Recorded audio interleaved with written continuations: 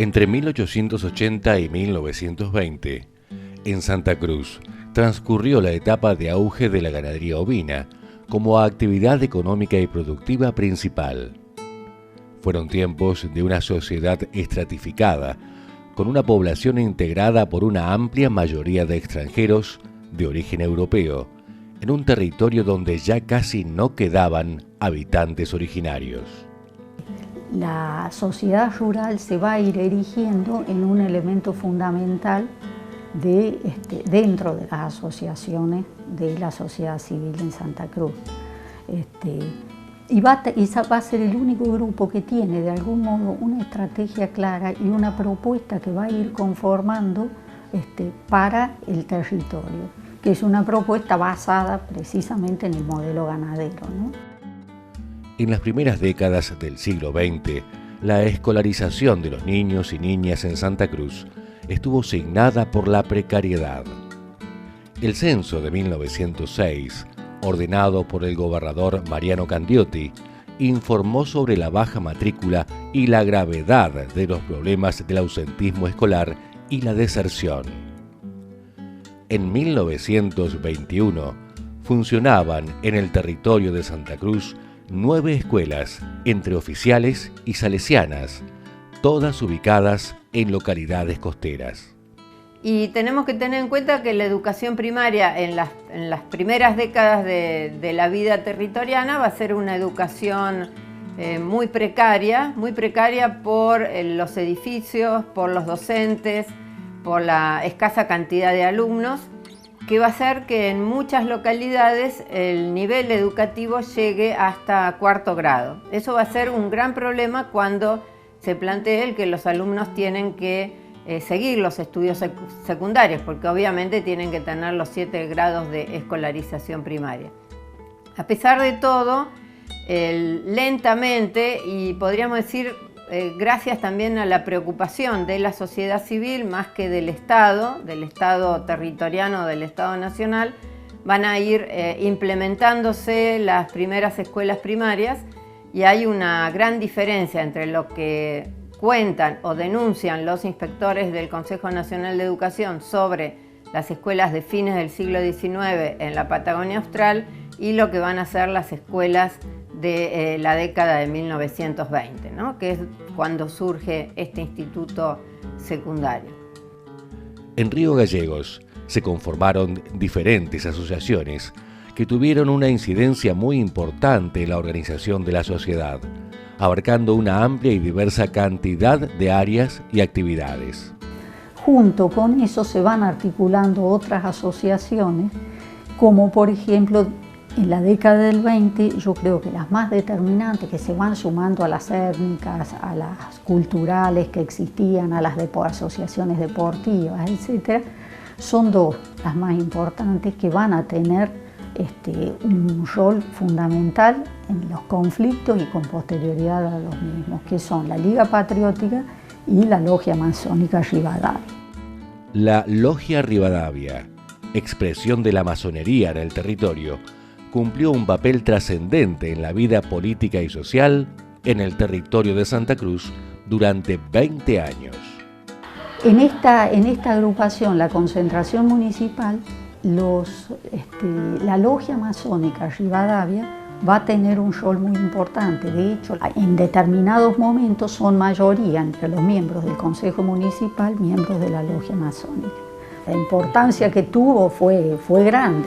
Fue grande porque, como decíamos, tanto con el puntapié que fue el Congreso de la Liga Patriótica, con los congresos de territorios, con la obra de Lenzi, que de algún modo retomaba todo esto, fueron conformando una visión del territorio que contribuyó, como decía antes, a cohesionar y a afianzar una identidad regional en el territorio.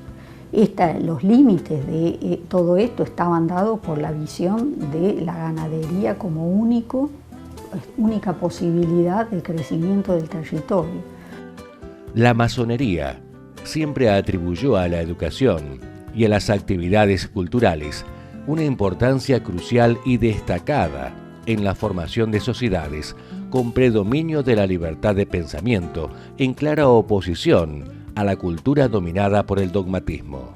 Que se fue también reformulando a lo largo de los años 20 es la organización de las sociedades masónicas, la Liga Masónica que va a dar lugar a la Liga Rivadavia, que se transformó en una agrupación con vínculos en todos los sectores inmigrantes, que también actuaron, tuvieron participación en el tema de las huelgas y que mantuvieron su actividad hasta los años 40, ejerciendo fuerte influencia, lazos, contactos y generando una forma de hacer política en los territorios.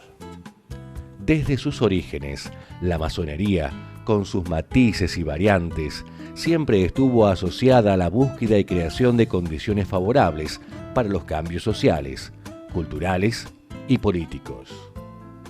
Es decir, la filantropía era una de las características, y la educación un tema fundamental dentro de sus intereses. Se empieza a articular la sociedad, es decir, hablamos del poder que tenían los ganaderos o este sector ganadero y comercial, que en general cuando se articula como sociedad rural va a estar básicamente conducido por los ganaderos que representaban a los sectores más grandes. En los años 20, los conflictos estuvieron centrados en la lucha por el acceso al capital, la participación en los medios de producción y las condiciones de trabajo. Los años 20 básicamente son los años del conflicto obrero-ganadero, digamos, de las grandes huelgas patagónicas. Las huelgas con el saldo de 1.500 muertos dejan un cono de silencio y un drama inicial, podría decirse, de la historia de Santa Cruz. El gobernador Vidal había intentado sin éxito en 1918 interesar a las autoridades nacionales para avanzar en la creación de un colegio secundario en Santa Cruz. 3 años más tarde, el diario El Nacional retomó nuevamente la iniciativa y mediante sus notas editoriales convocó a los vecinos a reunirse para tratar el problema de la falta de un colegio secundario en el territorio. Su convocatoria tuvo un marcado tono nacionalista, destacándose la preocupación por la ausencia del Estado Nacional y la fuerte presencia de extranjeros en el sur de la Patagonia. El 2 de julio de 1921, en medio de una tensa situación social, en el período comprendido entre las huelgas obreras, se concretó la primera reunión fundacional en la Casa Municipal. Estuvieron presentes vecinos miembros en su mayoría de las 3 organizaciones sociales más importantes: la Sociedad Rural, la Liga Patriótica y la Logia Rivadavia. La falta de educación secundaria fue un problema importante, pero para las familias más pudientes, más acomodadas de Río Gallegos, que estaban muy preocupadas por el problema del desarraigo, ya que tenían que enviar a sus hijos a estudiar a Punta Arenas o a Inglaterra, en algunos casos, y también preocupadas por el problema de la asimilación, de los problemas de adaptación a la Argentina, y también tiene que ver con una preocupación por la falta de nuevos horizontes desde el punto de vista cultural. Entre otras cosas, por ejemplo, la imposibilidad de que sus hijos puedan continuar con estudios superiores, lo que ocurrió después en algún momento.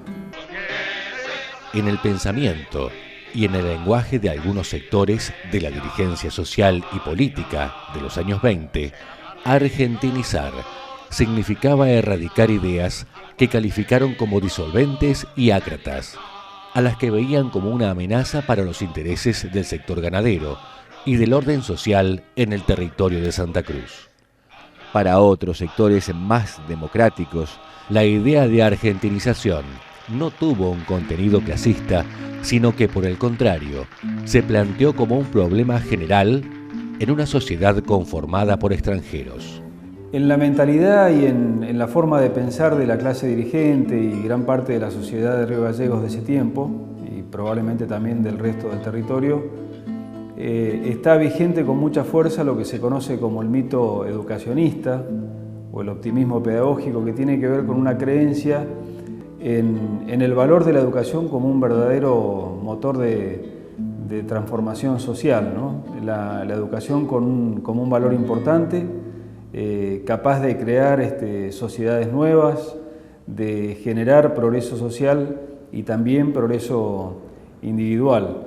Esta creencia es muy fuerte en este tiempo, no solo en la sociedad local y del territorio, sino también es una creencia prácticamente universal. El plan de acción para poner en marcha al instituto fue pensado y ejecutado por los profesionales integrantes del grupo fundacional, en su mayoría médicos y abogados, socialmente reconocidos como los doctores. Sus principales definiciones fueron: la enseñanza sería gratuita, la contribución económica tenía que ser optativa con un tope máximo de 30 pesos.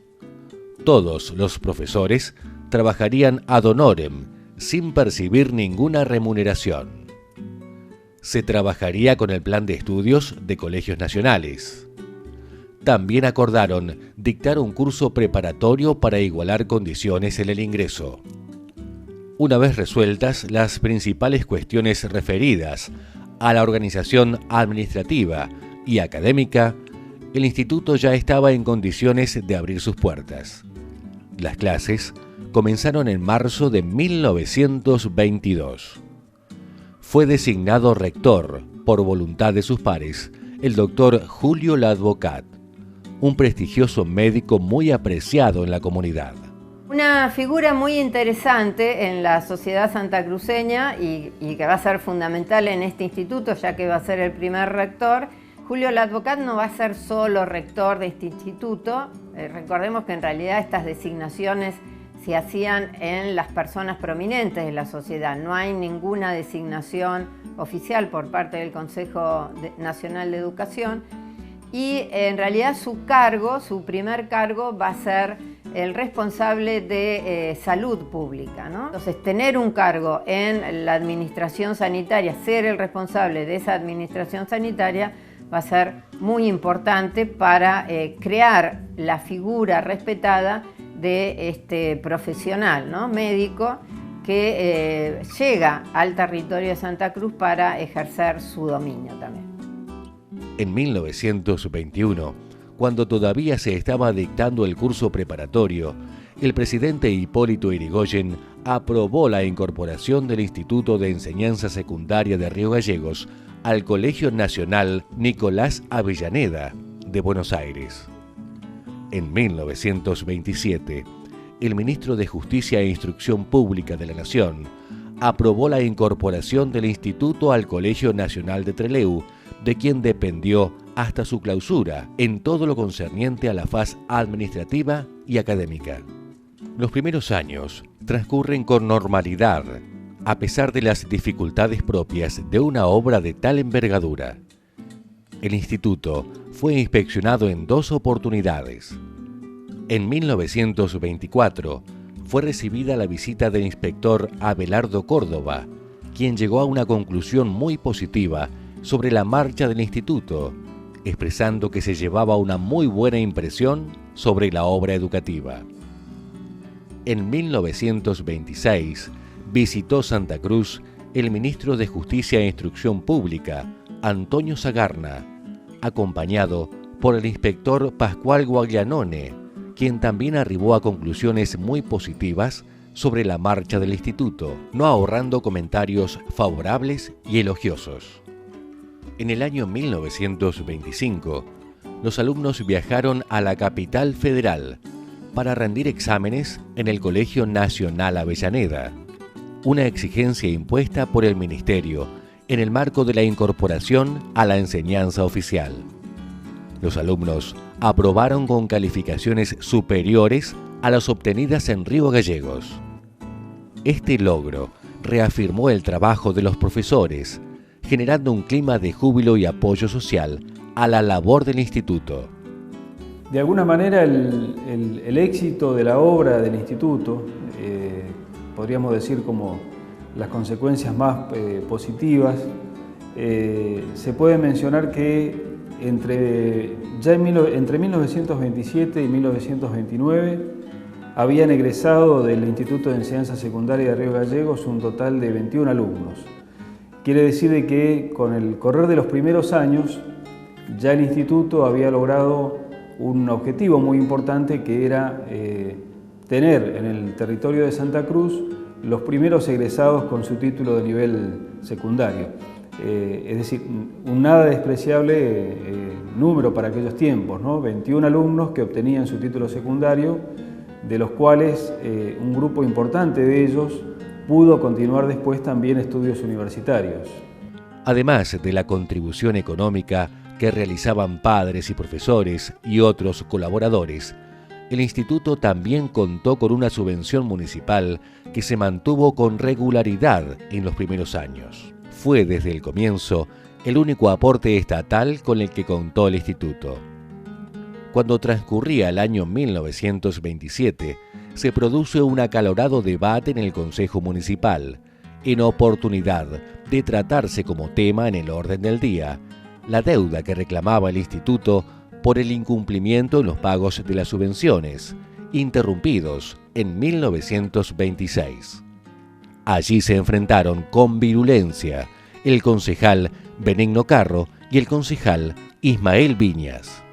Lo que se discute es si realmente el instituto es una obra, un servicio público fundamental, y en un momento de escasos recursos, de muy pocos recursos, la postura de Carro tiene que ver con plantear de que los pocos recursos tienen que ser destinados, por ejemplo, a una institución como el hospital, y debería en todo caso quedar en un segundo plano el aporte al instituto. Y se discute también si la municipalidad tenía que contribuir o no con una obra de educación secundaria, y ahí Carro plantea el carácter elitista del instituto, lo que genera una reacción apasionada de Viñas, que defiende el carácter democrático del instituto, pero eso muestra la importancia que el instituto tenía, pero también la resistencia que este proyecto tuvo en otra parte de la sociedad. En 1928, Hipólito Yrigoyen asumió por segunda vez la presidencia de la Nación. Se abría así un nuevo tiempo en el país que generó en la dirigencia local nuevas expectativas en torno a la creación de un colegio nacional en Río Gallegos. El gobierno de Yrigoyen estableció o tomó medidas, al igual que el gobierno chileno, en cuanto que restringió la libertad de cambio, de ingreso, de aduanas que existía para la circulación marítima de ingreso y egreso de productos. Hacia 1930 la situación del instituto ya comienza a complicarse,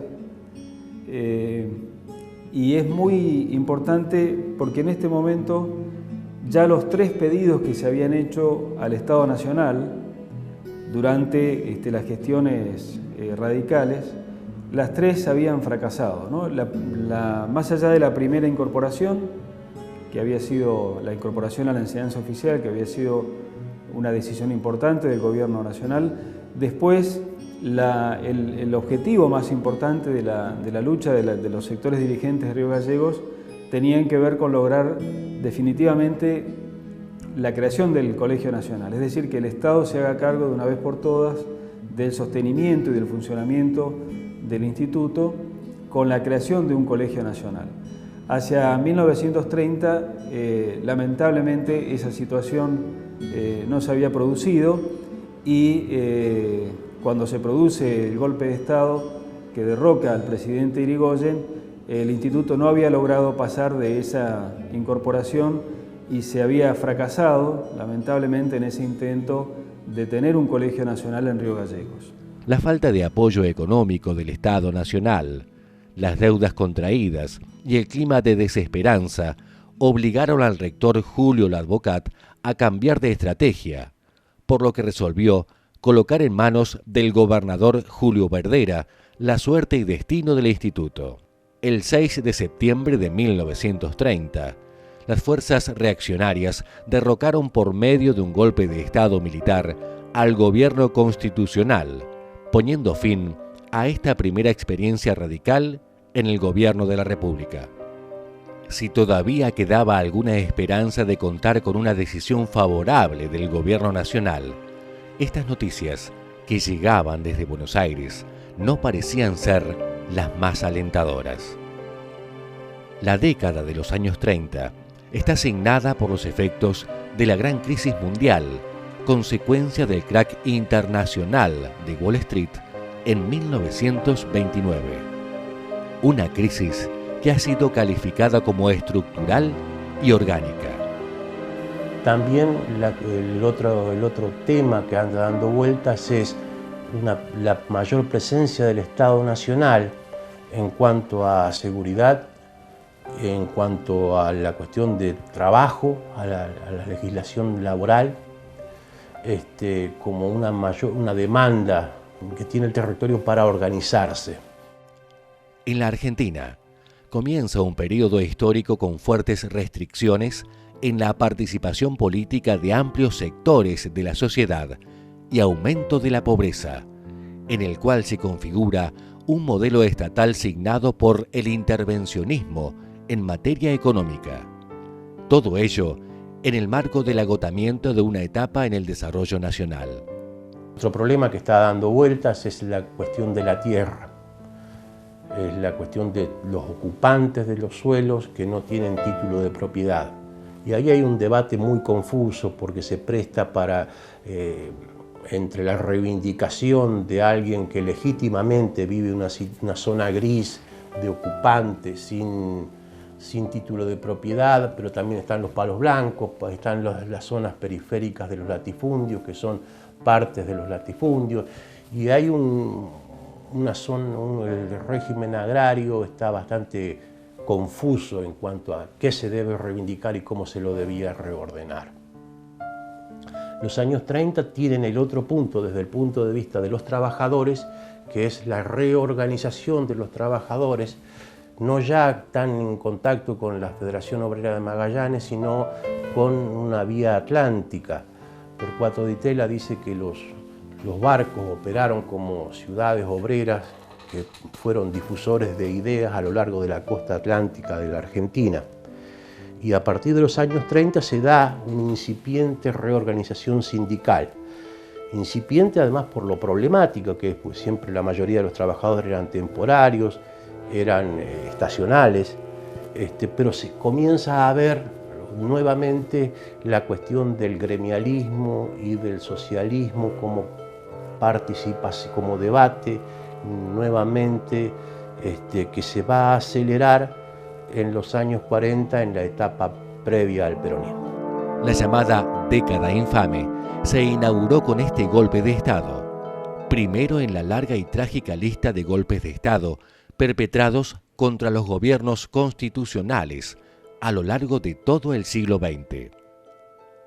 La política educativa del general Uriburu tuvo un marcado carácter elitista y excluyente, y en ese marco se impulsaron medidas específicas para poner fin a la expansión de la educación secundaria, argumentando restricciones económicas.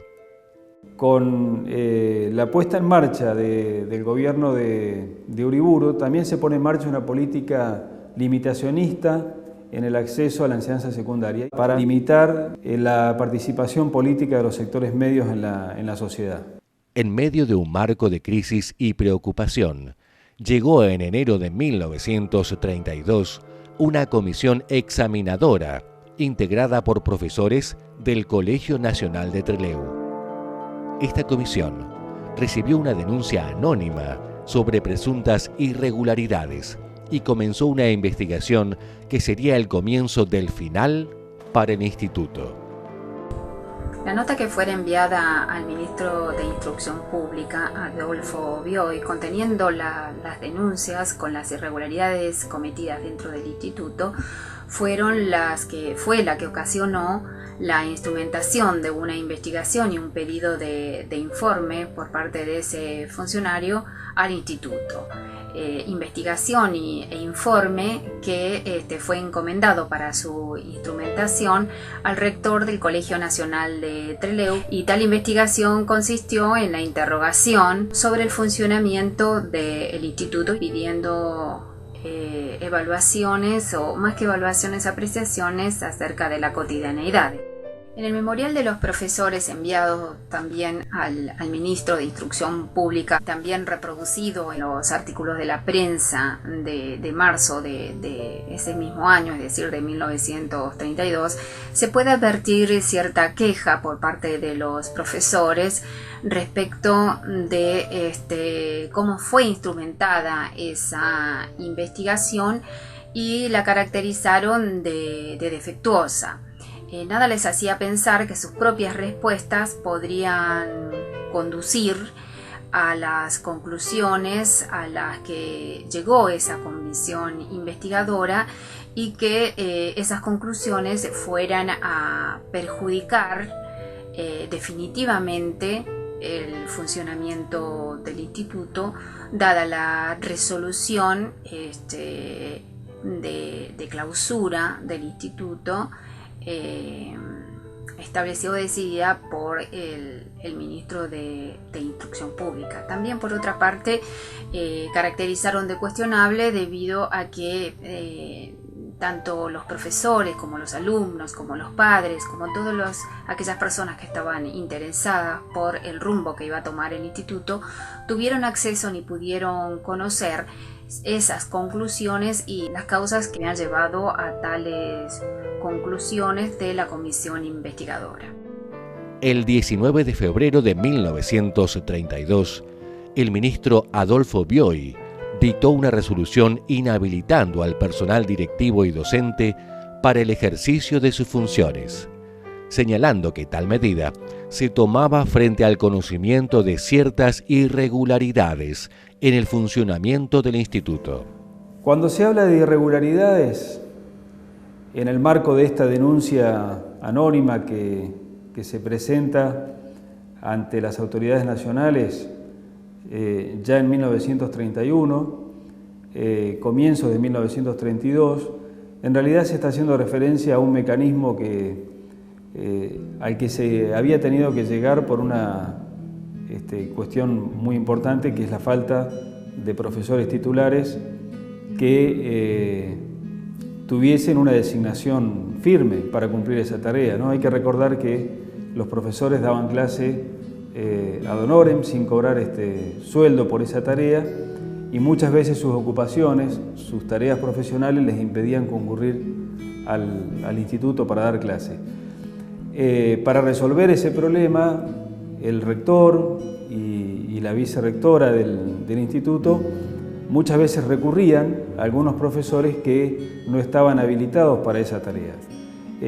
Eso era un mecanismo normal, conocido no solo por los padres, por los alumnos, sino también por los vecinos de Río Gallegos, porque bueno, era la forma que el instituto había encontrado de poder garantizar el dictado de clases cuando los profesores titulares no podían asistir para cumplir con sus obligaciones. Eso, que en principio era un mecanismo considerado normal, conocido por todos, fue después denunciado en el marco de estas rencillas personales y de algunos conflictos locales, fue denunciado como irregularidades al Estado Nacional, ¿no? La denuncia fue considerada anónima porque justamente la persona que habría firmado la nota denunciando las irregularidades del Instituto de Enseñanza Secundaria no fue una persona a la que pudieran conocer y localizar dentro de la localidad de Río Gallegos. Paradel tiene una pelea con el doctor Labocat, tiene un enfrentamiento, y entonces se propone vengarse del doctor Labocat, que era el que manejaba todo ese instituto, donde lo hacían todos gratis. Horas y horas los profesores, Labocat con su rectoría, sin cobrar absolutamente nada. Paradel denuncia que se han violado disposiciones administrativas, que era cuando faltaba un profesor, la clase la daba otro, el que podía, pero después el titular firmaba. Y él la denuncia que hace es que están firmando a las planillas personas que no han dado esas clases. Y en base a eso el gobierno nacional lo clausura. En una carta remitida a Reinaldo Ramazzoli, presuntamente escrita por su amigo Juan Hilarión Lenzi, se hace referencia a la denuncia sobre irregularidades que habría sido firmada por un vecino de nombre Jorge Díaz, que nunca pudo ser identificado ni reconocido por los integrantes del instituto. Otra línea de investigación propuesta sobre los grupos locales que podrían haber estado interesados en propiciar la inhabilitación de los directivos y profesores del instituto lleva a enfocarse en los salesianos, quienes desarrollaban una importante obra educativa en el territorio. Si bien la convivencia de la congregación con algunos vecinos de Río Gallegos tuvo siempre momentos de tensión, los datos obtenidos en el trabajo de investigación no permiten adjudicar a los salesianos alguna incidencia directa en los hechos de febrero de 1932. En cuanto al secundario, tenemos que señalar que la congregación salesiana recién va a tener un colegio secundario, los 3 primeros niveles del secundario, o sea, de primero a tercer año, en la década del 40. O sea que en los primeros años de vida de los intentos secundarios de la sociedad civil en el territorio no van a ser competidores, ¿no? Pero sí los salesianos siempre con esa política de, digamos, trabajar y que fundamentalmente que me dejen trabajar y que me apoyen económicamente, van a tratar de mantener bastantes buenas relaciones con quienes forman este colegio secundario, a pesar de que muchos de ellos van a pertenecer a la logia masónica, ¿no? El 4 de marzo de 1932 renunció al cargo de rector el doctor Julio Ladvocat, después de 10 años de labor ininterrumpida en la dirección del instituto. En un texto corto, Ladvocat señaló que la denuncia anónima y la decisión del ministro lo habían puesto en una situación difícil, asumiendo que el ataque estaba dirigido a su persona y no al instituto. Ladvocat da un paso al costado, plantea justamente frente a estudiantes y padres y al grupo de profesores la idea de renunciar. De hecho, renuncia pensando que de esta manera podía destrabar el conflicto. Acá lo que se observa en Ladvocat posiblemente es actuar con cierta ingenuidad, pensando de que el problema era realmente su figura, que el ataque tenía que ver con su propia figura, como un referente destacado del instituto, y lo que tal vez está perdiendo de vista que atrás de esto hay una política nacional que lo que busca es clausurar la mayor cantidad de institutos secundarios en el marco de una política nacional. Los primeros en expresar su apoyo al Ladvocat fueron los padres de los alumnos. Lo hicieron con un petitorio que remitieron al ministro de Justicia e Instrucción Pública de la Nación, Manuel de Iriondo, evitando referirse a la denuncia anónima y a los defectos de la investigación realizada por la Comisión del Colegio Nacional de Trelew. Los alumnos se dirigieron al Ladvocat mediante una carta acompañada por 39 firmas. No ahorraron palabras de elogio y de agradecimiento para su maestro y fijaron claramente su posición frente a los hechos de febrero. Hemos asistido indignados a la difusión de conceptos que sublevan a todas las conciencias puras, por el agravio injusto, inmerecido y cruel que implican. Hemos visto un ensañamiento inconcebible, inadmisible, intolerable y contra todo ello, contra el error y la malicia, contra lo injusto y lo aleve, contra la audacia y la mentira. Venimos a decir nuestra protesta, no solo por la seguridad, de que la palabra de sus discípulos que pronunciamos celosos de la verdad que vimos, del amor que nos rodeó siempre en el instituto, de la ciencia de la que están perfumadas sus aulas, de la austeridad de la noble y querida casa de estudios. Será grata al maestro, sino porque nos lleva a ella un impulso juvenil, que por tal nada sabe de cálculos, porque es todo desinterés romántico, prueba de sinceridad y ansia de justicia. No queremos mancillar la pureza de esta expresión de desagravio con solo mentar las sorprendentes, incomprensibles, inexplicables palabras con que se ha dado forma a una injusticia propia de tiempos medievales. Cuando se liberaba la batalla entre la luz y las tinieblas, cuando había hombres ensoberbecidos de poder que deseaban mantener entre brumas a la humana conciencia y el cerebro del hombre, y que es una afrenta para el templo al saber levantado en este austral rincón de la patria de Sarmiento. La carta de desagravio a la figura del doctor Labocat fue una de las protestas que yo entiendo como muy importante en el conjunto, digamos, de respuestas y protestas frente a la resolución de las autoridades nacionales. Y entiendo que no fue una protesta menos importante debido a que tuvo como protagonistas a los estudiantes, quienes fijaron su posición acerca de los acontecimientos que se habían venido sucediendo desde el momento en que se enviara la denuncia sobre irregularidades en el funcionamiento del instituto a las autoridades nacionales. Y se me ocurre parafrasear entonces en este momento a la doctora Ángela Sureda, donde ella comenta que la Río Gallegos de ese momento era muy pequeña, donde las pasiones siempre son más fuertes que en ciudades más grandes.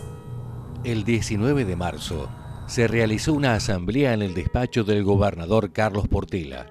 Los vecinos respaldaron a los docentes y directivos inhabilitados por el gobierno nacional y pidieron a Julio Labocat que volviera a ocupar el cargo de rector, a lo que finalmente accedió. Luego fue designada una comisión administradora con el objetivo de reiniciar las clases en el mes de abril. Bueno, luego de que se produce la renuncia de los integrantes de la comisión, hay una nueva asamblea. Y en esta asamblea el dato central es que la Logia de Rivadavia vuelve a tomar el control de la comisión del instituto. Bueno, integran la comisión referentes más destacados muy destacados de la Logia de Rivadavia, como Bartolomé Pérez, Juan Hilarión Lenzi, Salvador Lago, también Max Lowenthal, que había estado entre los fundadores del instituto. Y acá justamente lo que se ve es un intento de la Logia Rivadavia de poner fin a esta situación crítica y poder volver a abrir el instituto para recomenzar el dictado de clases. Un intento que lamentablemente tampoco pudo, que no tuvo el éxito que se esperaba. A pesar de los esfuerzos realizados, finalmente resultó imposible conformar un nuevo plantel de profesores. La inhabilitación nunca fue reconsiderada por el gobierno nacional y al quedar firme la decisión, resultó imposible el inicio del ciclo lectivo en 1932. Las puertas del Instituto de Enseñanza de Río Gallegos no volvieron a abrirse. 10 años de enseñanza secundaria exitosa, con 21 egresados, muchos de los cuales continuaron estudios universitarios, llegaba a su fin. Un proyecto comunitario sostenido con mucho esfuerzo que nunca tuvo el apoyo que necesitaba del Estado Nacional, sucumbió atravesado por conflictos locales y por una política nacional autoritaria y elitista. Recién en 1941, 9 años después, otra vez la sociedad de Río Gallegos volvió a insistir en este proyecto, creándose el Instituto Libre de Enseñanza. En 1947, sobre las bases de este colegio, fue creado el Colegio Nacional de Río Gallegos, cerrando así 25 años de ensayo de formas comunitarias de educación en el territorio y habiendo vivido en el verano de 1932 el duro golpe de la enseñanza clausurada.